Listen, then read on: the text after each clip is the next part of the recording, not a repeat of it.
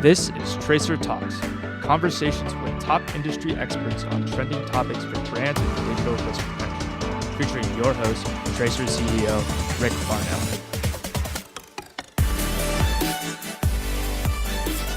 Hello, everyone, and welcome to our next episode of Tracer Talks. Today, we're joined by Jenny Berger, Senior IP Manager at Instacart. And today, we're going to be talking about how Instacart uses brand protection and AI to deliver authenticity. Jenny, welcome to the show. Hi, Rick. Yeah, thanks so much for having me. Super excited to be here. All right, so to jump in, why don't you tell everyone a little bit about yourself and how you landed in the brand protection space? Sure. Yeah, so first off, a big thing to know about me is I have a bunny. I always like to include him. He's a big celebrity. His name is Snickers. But aside from just being a bunny owner, I actually have a bit of a unique background. So in college, I studied international security studies with a minor in Arabic language and Middle Eastern studies. So I came out of college and thought maybe I wanted to do something in that space, whether it be work for the government or do, research for a think tank on those topics. But I ended up deciding to go a different path after spending some time in Jordan and decided maybe I wanted to go to law school in the future. So the best first step would be to work at a law firm. Ended up getting a job at a great, huge law firm in DC working on patent work. And then I kind of bounced around a little bit, ended up back in Oklahoma City where I worked at a smaller IP firm where I did kind of everything in addition to patents. So I worked on trademarks and copyrights and, just other IP asset work. And then eventually I came to Instacart where I've been for 3 years, where my role has ever evolved to now include brand protection. Excellent. I guess Snickers must appreciate, you being an Instacart with the carrot on your shirt there. So that's a nice little tie in there. Oh, yeah. So, Jenny, what does brand protection mean to you? So brand protection really entails closely monitoring and safeguarding your intellectual property assets. These assets are cultivated through significant time, money, and effort and are vital to a company's value. But without adequate protection, these assets risk becoming irrelevant or depreciated over time. A critical aspect of brand protection is enforcing rights, particularly that with trademarks. Without enforcement, trademarks can be misused or become generic or diluted, a scenario that every trademark owner wants to avoid. At Instacart, having the opportunity to handle various IP matters often offers an in-depth perspective on how different IP assets interrelate and the essential role brand protection plays in maintaining their integrity and value. Love it. All right, so let's talk a little bit about trends. So what trends are you seeing related to brand protection at Instacart? As you're aware in your field of work as well, brand protection has really changed over the years. But one common thing that we're really seeing at Instacart is the increase in impersonation and creation of unauthorized social media accounts that are using our name or logo without our permission. Bad actors may at times establish accounts that misuse Instacart names or logos, misleading customers and platform users into believing they are interacting with official representatives. We address these fraudulent accounts with the utmost seriousness, and with the aid of Tracer, we're able to swiftly identify and remove them. These accounts pose several risks, including unauthorized use of our logos, impersonation of Instacart customer experience employees, potential dilution of our brand, and our brand identity. Successfully combating these infringements hinges on having an effective brand strategy in place. Excellent. So you said swiftly, and let's dive into that a little bit. How important is speed and accuracy and compliance kind of with what we do together? Obviously, you can imagine in a space where everything's going up so fast, you also have to react really quickly to be able to take those accounts down just as fast. So it's really important to us at Instacart. By partnering with Tracer, we're able to enforce and take down these malicious accounts with speed and therefore minimize the negative impact these accounts have on our customers and shoppers, which is really important to Instacart. Yeah, and certainly to us, every minute counts, let alone every day. So it's certainly something that I think is shared from our side back with all of our customers. Is we're really trying to work with you best to identify as fast as possible anyone that's doing infringements on anything related to your marks, your brand, and then kind of taking the step to get them down so we could protect your consumers. So Jen, let's talk a little bit about Instacart in general. So maybe just for the audience, tell people what's important to the Instacart brand. So the Instacart brand is constantly expanding. And with that expansion, it's really critical that our logos are widely recognized and directed to associate with our services. Enhancing brand protection recognition means ensuring that every interaction customers and shoppers have with Instacart is a positive one. We want the sight of our carrot logo, as shown on my shirt, to immediately invoke recognition and a connection to Instacart. Trademarks are vital as they function as identifiers of a source and are constantly at the forefront in promoting our brand. From an intellectual property standpoint, all our IP assets are integral to the Instacart brand, highlighting the significance of a strong brand protection measure. Rick, so I'd love to know kind of how you landed in the brand protection space and how you ended up at Tracer. Well, it's a great question. Really appreciate actually getting asked that on the show. So, with a career in technology, I've always spent time innovating with software and helping brands kind of utilize software for good. And after spending quite a bit of time in kind of the analytics space and the cybersecurity space, I really wanted to pour some passion into doing something great for society. And with kind of the rise in scammers and fraudsters and just the bad actor activity that's out there, kind of landing at Tracer is going to allow me to bring kind of an AI background, a leadership background with a sense of purpose to really help deliver an authentic digital experience on behalf of all of our brands, and then therefore directly to all of those consumers. And I like to say that if you were to add up all of the members, cardholders, gamers, consumers of all of our customers, I mean, honestly, it's like 8 billion consumers out there on the planet that we are actively every single day, 24/7, really trying to do our part to deliver that authentic experience. So it's really, number one, I think it's a wonderful space to be in career-wise, but then number two, it's that really feel-good opportunity where every day we get up and we're doing something good for the planet. Yeah, super, super helpful work for sure, and definitely in the work for the good of society. So you talked a little bit about how the Instacart brand has been growing. So congratulations to that. It's been fun working with you and seeing the scale. But maybe a little bit, how has the growth and scale changed some of your brand protection strategies? Really, that kind of initial public offering really caused us to gain more visibility into the Instacart brand, which of course is a really positive development. However, as increased visibility also brings challenges, including perhaps attention from certain bad actors who seek to exploit our brand's goodwill and recognition for their own benefit. The rise in brand protection awareness has motivated Instacart and Tracer to work closely together and get even better and more efficient at combating misuse of our name or likeness. Maintaining the integrity and reputation of our brand remains a top priority as we navigate this new landscape where Instacart has ever more visibility. Love it. All right. So let's shift a little bit towards a fun topic. The whole world is talking about artificial intelligence. What does AI mean to Instacart? So AI is a huge focus for Instacart right now, as you can imagine, really coming all the way from the top down. As a technology company, we constantly evaluate new AI tools that could enhance our platform for both customers and shoppers. We successfully integrated several AI capabilities into our platform, such as the AI-powered search engine feature Ask Instacart to improve user experience within our app. The ongoing commitment to AI underscores our dedication to leveraging cutting-edge technology to better serve our users. Okay, following up on AI, how important is AI as it relates to your brand protection approach? So as we kind of talked about, AI is really transformative, and there's so many advanced tools now available.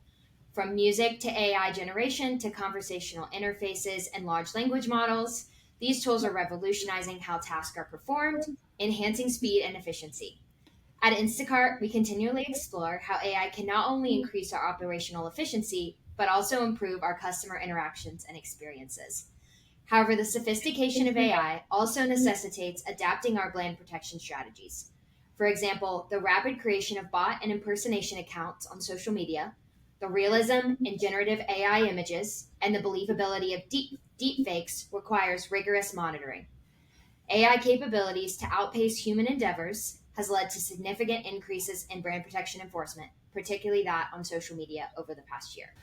And I think you hit it really right on the head, Jenny. The kind of bad actors out there that are utilizing all this sophisticated technology to dupe, fake, trick consumers into doing things that they don't want to is the exact reason why we're trying to utilize AI at Tracer, and we call it using AI for good. And I think a lot of the capabilities that we brought to market here this past year and about to bring a whole lot more in the next 6 months is really to help brands like yourselves stay on pace and maybe even get a little bit of an upper hand with the way in which we can process the amount of information that's out there in order to stay on top of this problem. So really appreciate that answer in a lot of ways. So we talk a little bit about authenticity. So authenticity can be described in a few different ways. What does authenticity actually mean to Instacart? Yeah. Authenticity at Instacart means being true to our brand and our brand identity. We want everyone who encounters the Instacart brand or uses our apps to feel like they have a true brand experience, which includes customers having a really positive shopping experience. We want kind of everyone who uses the Instacart platforms or apps to walk away feeling like they've accomplished their shopping goals and they've had a great experience doing it. All right, let's dive right into it. Can you describe for everyone your experience with Tracer and how we partner together to really help Instacart with its authenticity promise? So, building on our discussion about the increased need for brand protection, our partnership with Tracer and using the BrandTracks platform has been instrumental. Your team and tools not only assist in identifying potential infringements across domains, social media, and marketplace listings, but also in actively enforcing against these types of issues. Before partnering with Tracer, we had a process that involved a manual review of email reports of potential violations. Detection and infringement were a manual process that were time-consuming and very cumbersome. This method became too labor-intensive and inefficient given our workload, prompting us to reach out for a solution with a more streamlined process.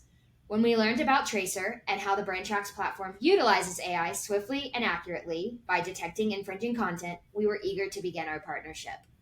Since then, our experience has been exceptionally positive, and we are continually impressed by the successful enforcement statistics provided by your team each month. Well, I can't say enough how much we appreciate that. And I always say it takes two to, dance together and it takes two to make a relationship. So our partnership that we have with each other, we appreciate your leadership and what Instacart is trying to do utilizing new technology. And I think that's why it's such a great partnership. So really, really appreciate that on many levels. Likewise. So one thing really interesting in our business at Tracer, I think because of the talk of AI and how just the bad actors out there have immense ways in which they can attack consumers, we're seeing a lot of first-time brand protection teams being stood up at brands. So given that, what advice would you give to those teams that are kind of just starting out? It's a really tough task. It's a tough task. And, one I definitely kind of found myself in when I joined Instacart in 2021. But kind of the main takeaways that I see is when you're starting at a new company and learning the ropes or creating a new brand protection strategy from scratch, first off, I think just acknowledging how challenging and overwhelming it can be the first step, right? Everyone's going to kind of encounter this at some point or another in their career. So I think just really understanding like, hey, this is going to be a challenge and can be a bit overwhelming at times is a helpful first step. When I joined Instacart in 2021, we did not have the brand protection strategy that we now have. However, as our brand grew over time, we were able to evaluate what we needed in terms of a brand protection strategy and what types of enforcements we needed to send out. The maintenance part kicked in, and we were able to shift out of the brand protection startup phase, which was a big relief on my end. The first piece of advice would be to identify your IP assets and make sure you have the appropriate documentation, whether it be registrations, applications filed, clean chains of title and ownership records to be able to enforce against third parties or bad actors that may want to use your marks or your brand's IP assets without your consent. Also, determine what types of needs your brand may have depending on your various types of IP assets. So, for example, if you have merchandise, you might have a different brand protection strategy than us at Instacart, who is more of a service-based platform. Once you have that in place, you can review various mediums and see what types of issues your brand is likely to face and how you can create appropriate enforcement strategies. For example, if you sell merchandise, do you have authorized retailers? Or how can you create a way to monitor and make sure only your authorized retailers are selling your products? If you have logos, how can you crawl or monitor the internet and other mediums to make sure that your logos aren't being used by third parties without approval, or being used to stand up impersonation or infringing social media accounts, or potentially even domains that host infringing content. Once your brand is able to shift from the strategy startup phase to the maintenance phase, you'll really be able to get into the groove of brand protection and learn how to cultivate a strong brand protection strategy. I love it. And I think that that operational phase that you talk about, that's one in which we really spent a lot of time really changing our platform and the way in which we engage with our customers, because very often when we start with a brand, their problems, whether it be a particular spot in the world or a particular module, marketplaces or websites or domains or social media, the threats change. And I think that that flexibility to constantly review your program to make sure that your budget is kind of being spent in the areas that make sense for you. So really appreciate that guidance. And that's a super, super good advice for whether you're a sophisticated brand manager or someone who's just starting out building that team. So thanks so much, Jenny. Yeah. All right. So let's move into a fun part of the show. It's called Rapid Fire, so don't get too serious here. This is supposed to be pretty fun. I'm going to ask you a serious question. Okay. So, Sounds good. What would you choose to eat for your last meal? Oh man, this is a hard one. Oh, okay. Well, I'm from Tennessee, so I feel like, I have to represent my Tennessee home folks here and say I love fried chicken, especially, get some Nashville local fried chicken from one of my favorite places. I feel like that would have to be my go-to. It's just so good. I love it. I'll throw in another favorite of mine from Tennessee, Jack Daniels, but that's for a separate set of questions. All right. What superpower would you choose? Oh, this is a hard one. I kind of debate between two, so I'm going to cheat a little bit on this answer. But I used to run track growing up, and I always loved to run. So I think super speed would certainly be in the conversation. Nice. However, I love the idea of being able to time travel, right? To being able to move around in different time dimensions. So I think I would have to say both of those, even though I know that's kind of cheating. That's all right. That's all right. These are your answers. So most productive time of your day. Oh, I would say I'm really, really productive. I wish I were more of a morning person, but I'm not. I would say I'm most productive probably early afternoon, maybe between like 10 and 3 p.m. I think that's probably my most productive time. Pretty common answer, so you're in good company there. Yeah. Cats or dogs? Oh, I gotta say dogs. I'm a big dog person. We had tons of different dogs growing up, and I eventually will be getting a puppy once my husband finally caves and lets me get a puppy. And hopefully Snickers will be okay with that. So. Oh, yes. Snickers will be first priority always. So it would be a puppy that would, succumb to Snickers' command for sure. I love it. Okay, drink of choice. Well, are we going alcoholic or non-alcoholic? It could be anything that you want here. Okay. All right. Well, I'll give a non-alcoholic answer, and I'll also give an alcoholic answer. I love lemonade. I've just always loved lemonade ever since I was a kid. I think it's just like nostalgia for me. Just drinking an ice cold glass of lemonade kind of just takes me back to childhood when I used to, set up my own lemonade stands and sell my lemonade for a nickel. And then, alcoholic drink. I love a good Moscow Mule. I'm always into going to different places and trying, different flavored Moscow Mules, or if they tweak the Moscow Mule in any way.